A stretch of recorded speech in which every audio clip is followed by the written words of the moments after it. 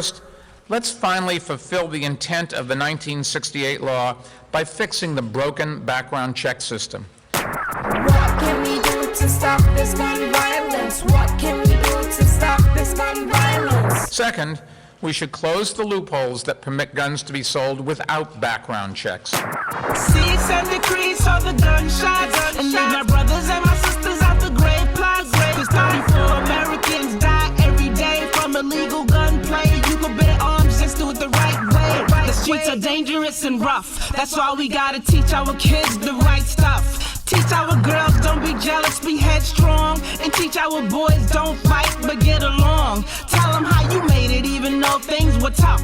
Before they start rebelling and end up in handcuffs. Get them while they're young, teach them right from wrong. I know it's hard to do when violence using all the songs. It's not easy when all the games are saying shoot to kill. Or when the #1 movie is called Kill Bill. We've gotten so numb we accept things that shouldn't be. I'm used to hearing shots so much it's normal to me.